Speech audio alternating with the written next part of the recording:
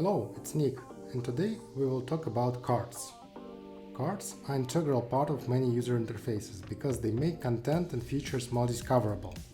Cards also look good on any screen sizes and resolutions. In this video I will share 9 essential rules for designing cards. Let's start with a few foundational principles for card design. Cards can come in a variety of shapes and sizes. They can have square or rounded edges. But what unites all types of cards is the idea that a card contains information and action about a single subject. A card can have several elements, but they all be about a single subject. Typically, a card serves as an entry point for more detailed information. Each card is made up of content blocks. A card layout features 4 elements. Container. Card container holds all card's elements. Imagery. Images or videos are typically located at the top area of the container. Text. Text block typically has title and supportive text. Actions. Some cards have explicit call to action button associated with it. When we design a card, we aim to make it easier for user to scan the available information. Good card design is efficient, so it's better to avoid overloading card with extra information or actions. Each card should contain only essential information. Meaningfulness. Each card should contain information that helps user make a decision. Clarity. Each card comprises content blocks, elements like imagery and text blocks we've discussed before, and content blocks should have a clear visual hierarchy, so that the user can easily scan the card. Independence. A card should stand alone without relying on other cards for context. A single card is an atomic element that cannot be divided into multiple cards. Responsiveness. Cards can resize to fit into available space. You likely wonder when to use cards. Cards allow users to quickly digest large portions of content and dive deep into their interest. This property makes the card great for content exploration. When users have only a general idea of what they want and are ready to digest a lot of information, cards allow the user to quickly scan and determine if they can engage further. For example, Pinterest uses cards to allow users to explore the content and dive into their interest. For the same very reason, Apple uses cards to allow users to explore the media content. Each card is visually appealing and contains essential information, so users can find what they want in a glance. Cards might not be the right choice when the users try to compare multiple options using specific criteria. For example, when users need to compare a few products on an e-commerce website on attributes like price, speed of delivery, and rating, cards might not be the best option. Because cards provide only a limited amount of content, they make comparison harder for users.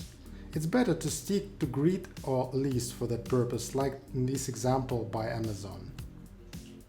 Here are a few specific cases when you should use cards. Dashboard. Cards are good for collection of high-level pieces of information, such as a set of metrics. Menu options. Cards are good for presenting a set of options, such as available service in a web app. Items that can best be consumed visually, like a Pinterest in our example. It's better to avoid using cards when content needs to be sorted, carefully compared and filtered. A list or table works better for this case. Now let's talk about specific rules for card design. Rule number 1. Use relevant imagery. Card design often relies heavily on images or videos, because visuals are the first thing users notice when they scan a card. It's vital to select relevant imagery that allow you to communicate the meaning of the card at a glance. For example, here image and title don't work well together and can mislead the user. While relevant imagery, on the other hand, will reinforce the message. Remember that the graphics you're going to scale, so be sure to preview your images on all platforms you design for. Rule number 2. Prioritize textual information. Don't display long text on a card, because you will break an integral property of a card design: efficiency. Cards should present a summary of information about a particular unit and be quickly scannable.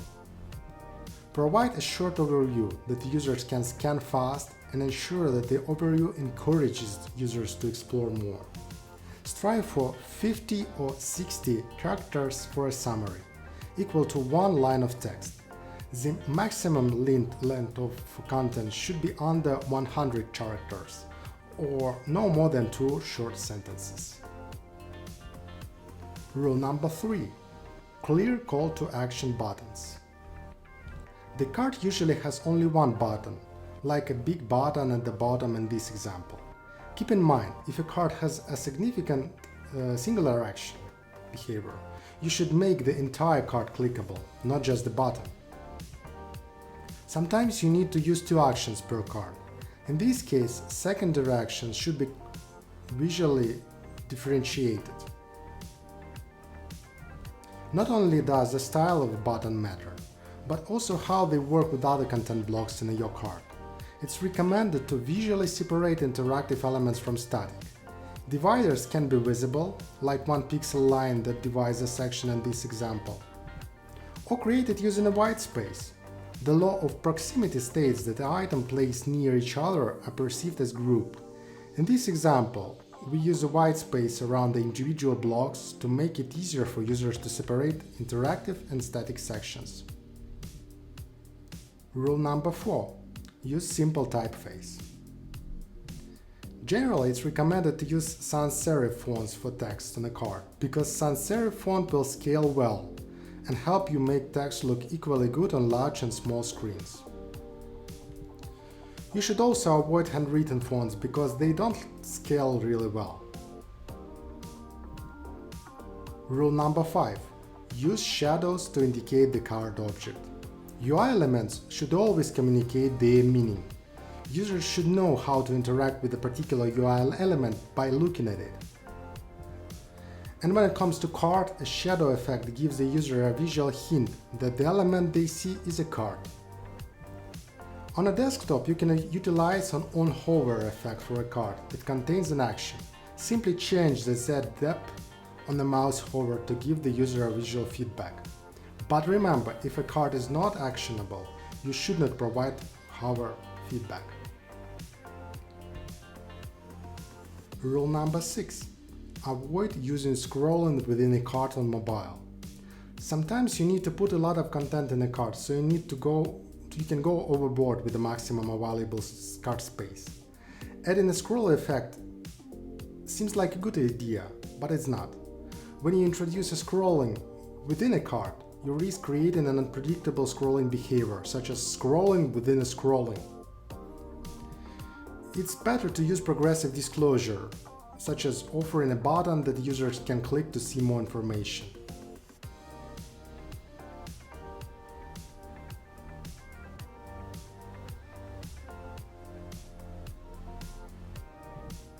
And here is another nice example with an explicit button.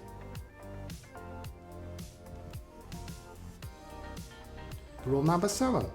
Use parent-to-child visual transition to reveal detailed information about the unit. Cards are entry points to more detailed information. It can transform to display additional content. But when it comes to animated transition, it's recommended to avoid fancy animated effects, such as a flip over, like in this example, because this effect demands too much attention and quickly becomes annoying when users see them regularly. It's better to rely on subtle effects, such as zooming to expand.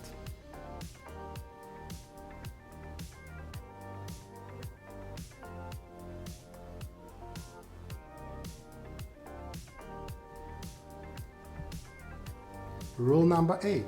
Support familiar gestures. If you plan to use card in mobile design, consider supporting tap and swipe gestures. A tap can be used to change the card state. Expand the card to go from a preview state to a detailed state.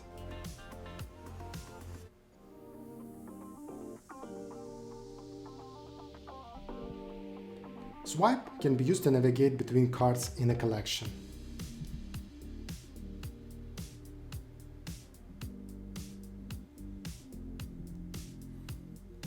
A swipe gesture can be used to dismiss a card or change the state of a card, for example, flag it. But remember that the swipe gestures should be assigned to the card container, not the individual blocks. It means you cannot add one swipe action to the imagery and another for the text section.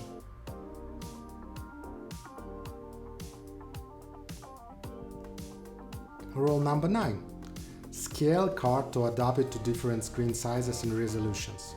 Scaling means changing the content position and alignment.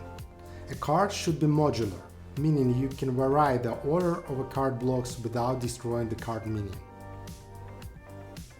Consider how users will interact with the card on the different displays and adjust the layout of components to meet their ergonomic needs. For example, on mobile, you might want to use smaller, horizontally oriented cards, but on a dock's desktop you can go for a vertically oriented card. It allows you to add more space to imagery and typography. Cards should always provide at-a-glance information and let the user see more details about a particular unit. If you like this video, please subscribe and click on this tiny bell icon so you will never miss a new video.